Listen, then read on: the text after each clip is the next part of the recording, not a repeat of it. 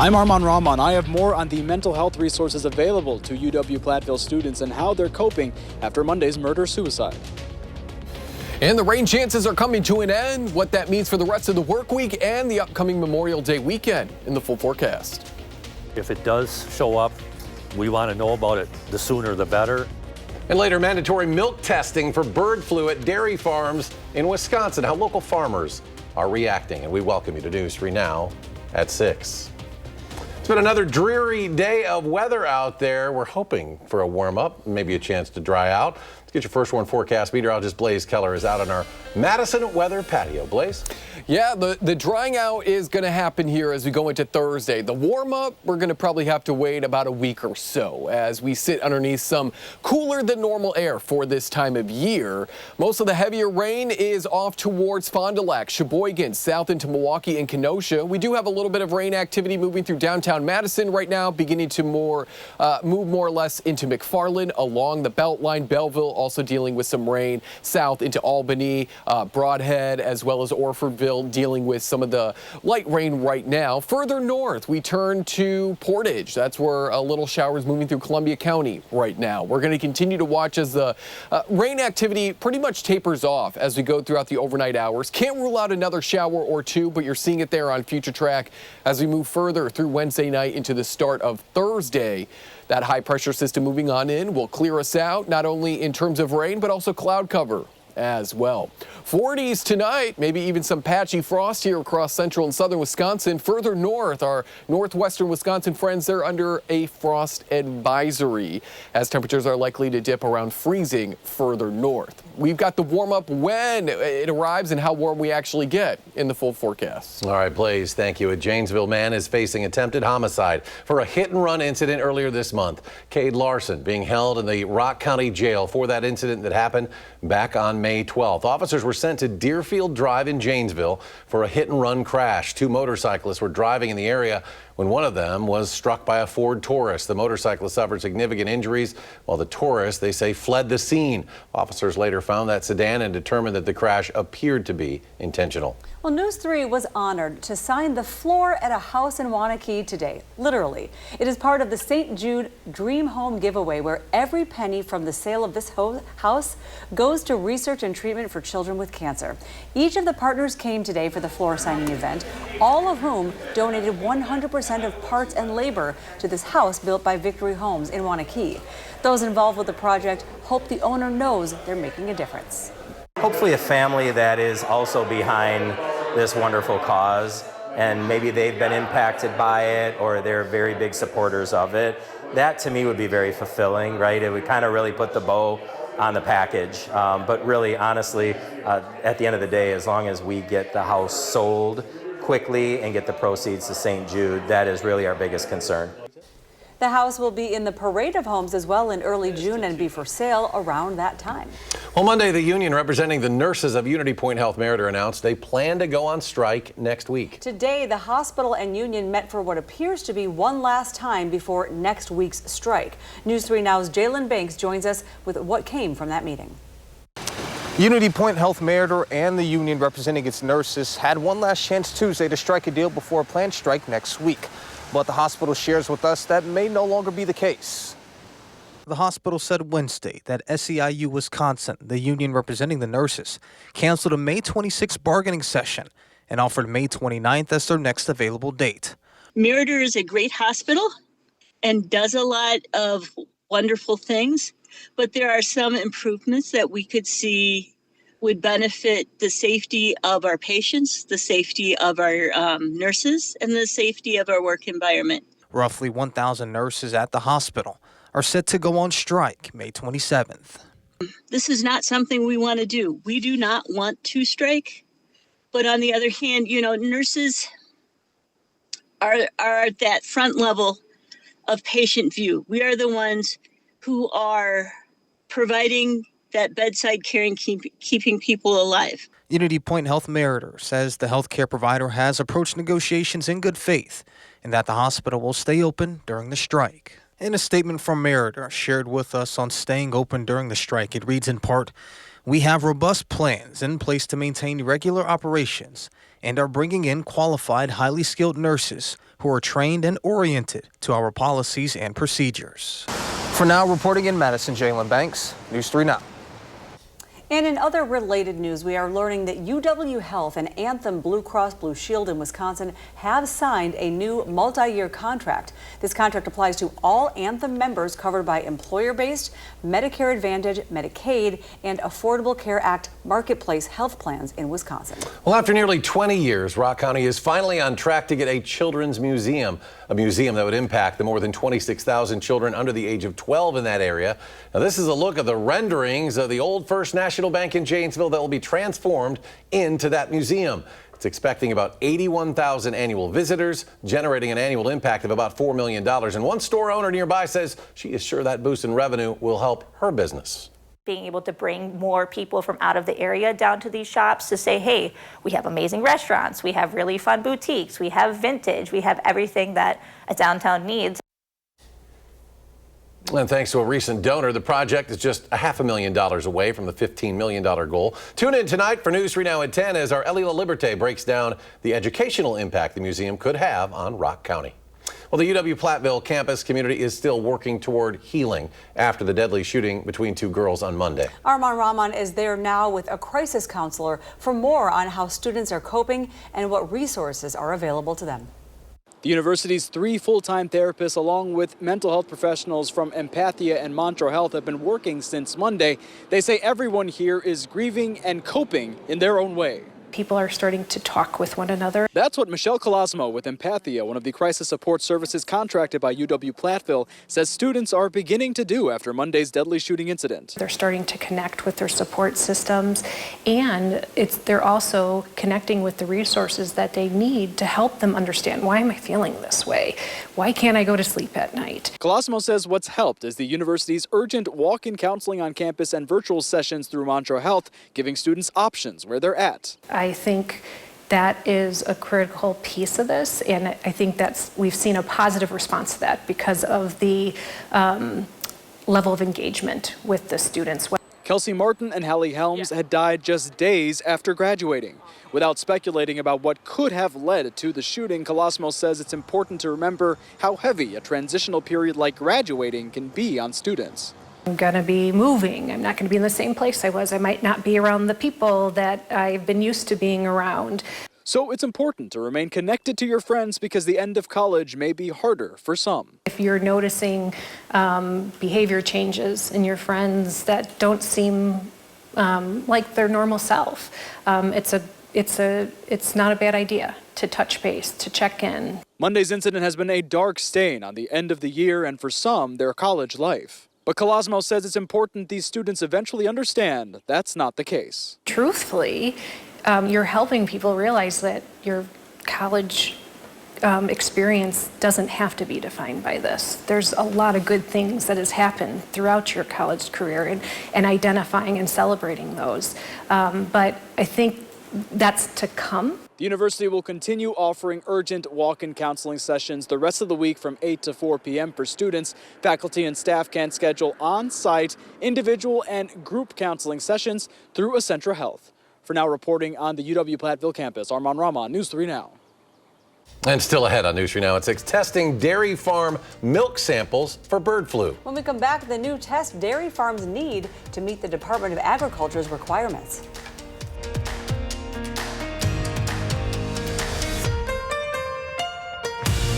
You're watching News 3 Now at 6, moving forward. And welcome back. Wisconsin is starting to test milk samples from dairy farms for avian flu. This is part of a new program called the National Milk Testing Strategy, announced by the State Department of Agriculture, Trade, and Consumer Protection.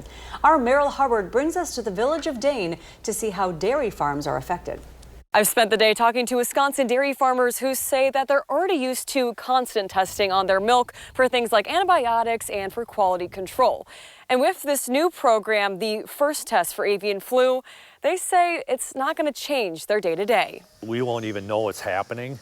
So, which is, great news for the farmer here. We don't have to worry about any extra work. John Haig is one of the owners of Haig's Dairy, a farm with about 115 milking cows that he wants to keep safe from avian flu. No one wants to see that here, but by the same means, if it does show up, we want to know about it. The sooner the better. Testing for avian flu means one milk sample will be obtained per dairy farm each month and tested at the Wisconsin Veterinary Diagnostic Laboratory. Wisconsin having over 5,000 dairy farms in the state, it's definitely a little bit of a different type of task in our state. Julie Sweeney is the executive director of the Wisconsin Livestock Identification Consortium, which helps keep track of farms in Wisconsin. As of now, avian flu has not been detected in dairy herds in the state, and Julie says the program can help prove that. I feel like this kind of clears the fog and confirms that this is what we're looking at. Wisconsin is one of the last states in the country to enroll in the National Milk Testing Strategy. And John hopes Wisconsin dairy farms utterly pass the test. We hope that we never see it here in Wisconsin,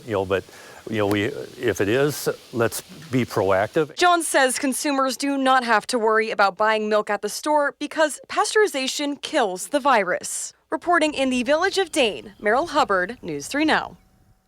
And the Wisconsin Livestock Identification Consortium is in a renewal year for farmers. So if you have a farm in Wisconsin and need to register your information, you can call them at 888-808-1910. Still more ahead on News 3 Now at 6. There's a new way to express your emotions here in Dane County. After the break, how a smash room can be therapeutic. How much longer can we expect the rain to stick around? Blaze is back with the forecast after this. At 6, moving forward. A unique form of therapy is available now in Dane County. That's right. Crash Box Therapy hosting a grand opening right now in Fitchburg, and their biggest customer so far is Tanisha Shaw. Live at this new business, showing what you can do there. Tanisha, what can people expect?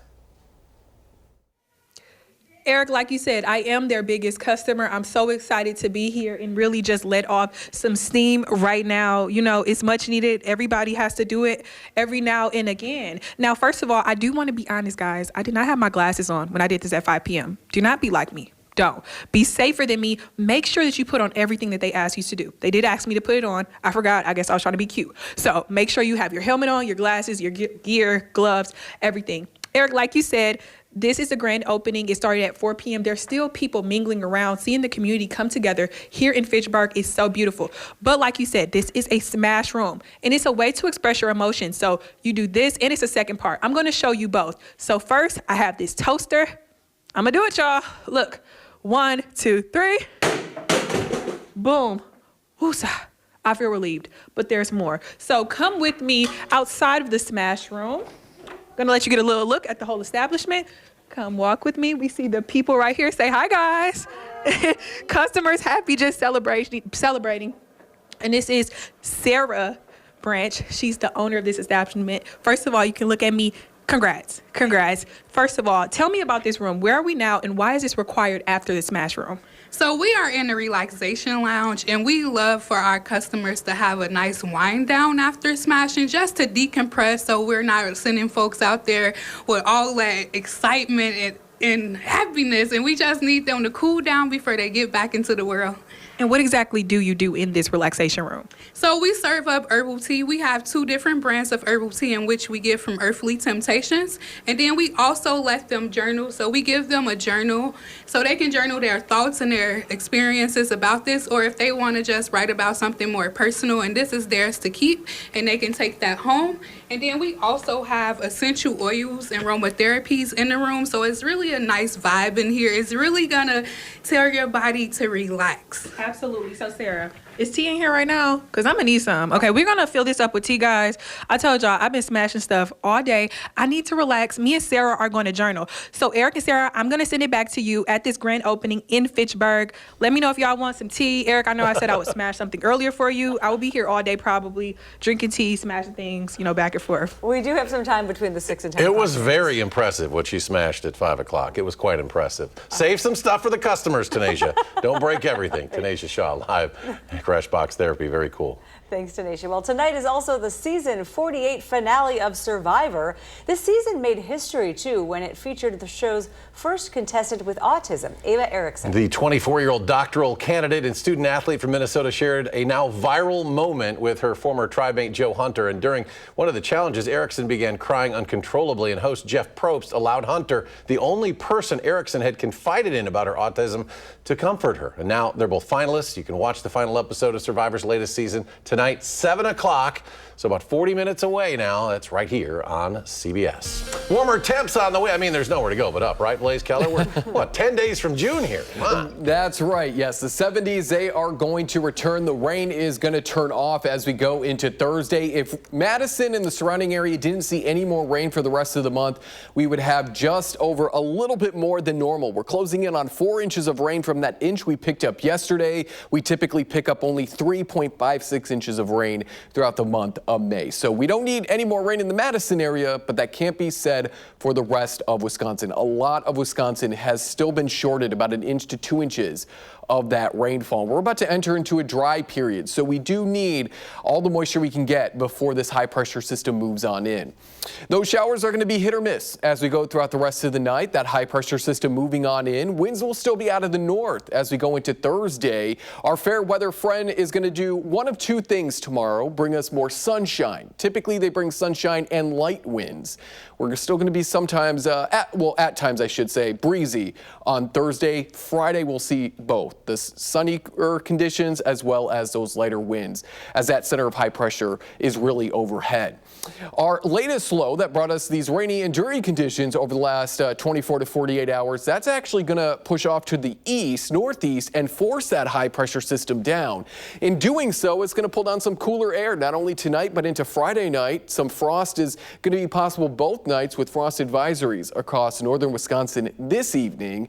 That high pressure system will eventually slide its way eastward, and in doing so, this whole large omega blocking pattern that stretches truly across the United States will slide eastward and will start to warm on up as we go into the second half of next week. But as that high pressure system moves in overhead, we're going to be drier than normal over the 27th through the 31st, about 50 to 60% chance. So all the rain that we got now is likely going to probably be the heaviest rain that we'll see over the next couple of days. That same high pressure system keeps us cooler than normal through at least the Wednesday following Memorial Day. There's that warm-up. That's the return of the 70s and even the 80s as we go into the second half of next week. A few rain chances through the holiday weekend. Don't cancel any outdoor plans. Just take the umbrella and stay with News 3 Now. We will keep you updated. Not expecting any severe weather. That's kind of one of the benefits with this blocking pattern is no big organized systems can really move through the Midwest. Just some light rain. Sunday, Monday, Tuesday, at least chances of it, and then maybe by the middle of the following work week. It's easy to forget that June's around the corner.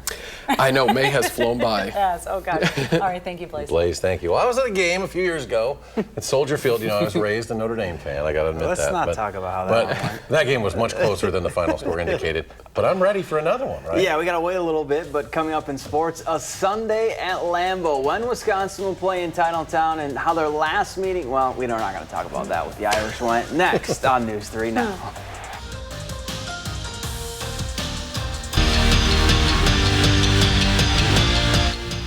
In 99 days, Wisconsin will kick off their season, and there isn't much better than playing at Camp Randall, right? Well, maybe one thing.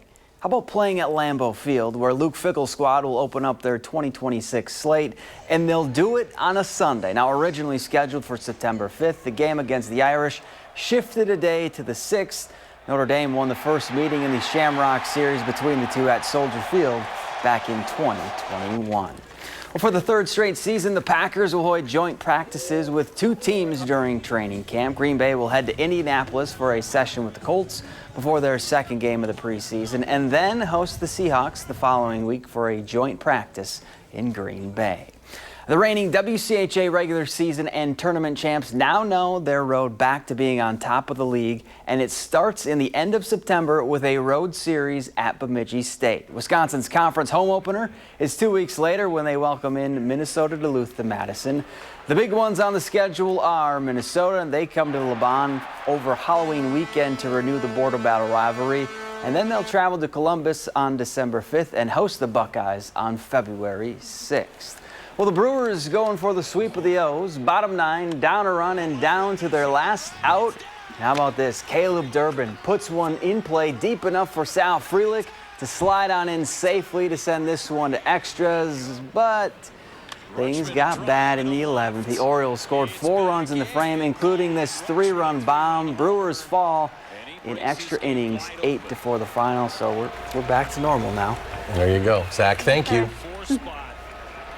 There's no level of violence against drivers which is acceptable in the city of Madison. And so we have taken a number of steps to try and address that.